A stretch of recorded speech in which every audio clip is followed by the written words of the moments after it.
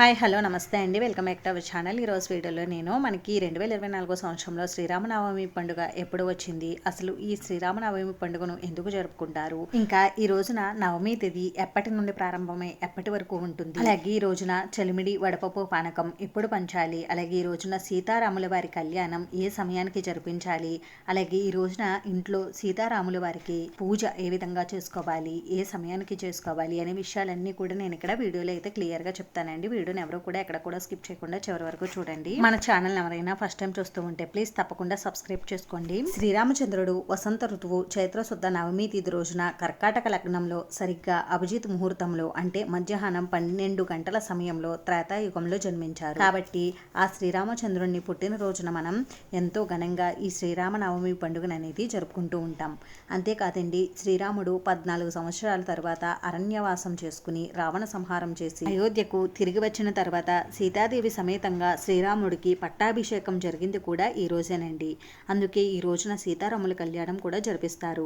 అయితే 2024 సంవత్సరంలో శ్రీరామనవమి ఎప్పుడు జరుపుకోవాలి అని అంటే స్వస్తి శ్రీ చాంద్రమాన శ్రీ క్రోధినామ సంవత్సరం ఉత్తరాయణం వసంత ఋతువు చైత్రమాసం శుద్ధ నవమి తిథి ప్రారంభం మరియు ముగింపు తేదీలు 2024 ఏప్రిల్ 16 మంగళవారం సాయంత్రం 4:22 నుండి ప్రారంభమయ్యి 2024 ఏప్రిల్ 17 బుధవారం సాయంత్రం 5:25 వరకు ఉంటుంది. కాబట్టి మనకి నవమి తిథి ఏ రోజు అయితే ఉంటుందో ఆ రోజే మనం శ్రీరామనవమి పండుగ అనేది జరుపుకుంటాం. కాబట్టి మనకి 2024 సంవత్సరంలో శ్రీరామ నవమి పండుగ 2024 ఏప్రిల్ 17 బుధవారం రోజు అయితే వచ్చిందండి. అలాగే మనకి ఈ శ్రీరామనవమి పండుగతో వసంత నవరాత్రులు కూడా ముగుస్తాయండి. అలాగే శ్రీరామ నవమి రోజు ఇంట్లో పూజ ఏ సమయానికి చేయాలి, నైవేద్యంగా ఏమి సమర్పించాలి అని అంటే శ్రీరామచంద్రుడు అభిజిత్ ముహూర్తాన్న మధ్యాహ్నం 12 గంటల సమయంలో కర్కాటక లగ్నంలో జన్మించారు. కాబట్టి మనం ఇంట్లో పూజ 12 గంటల సమయంలో చేసుకోవచ్చండి.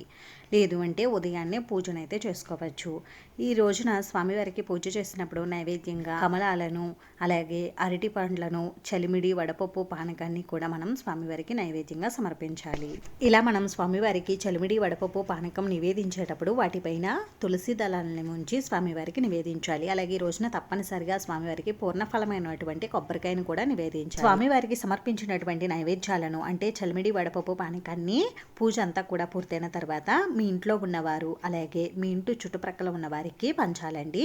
అలాగే ఈ రోజు పూజ చేసేటప్పుడు ఈ ఒక్క మంత్రాన్ని జపిస్తే మనకి విష్ణు సహస్రనామం చేసినంత ఫలితం అయితే వస్తుందండి. అలాగే శివపురాణం పఠించినంత ఫలితం కూడా వస్తుంది. ఆ మంత్రం ఏమిటో ఇప్పుడు తెలుసుకుందామండి.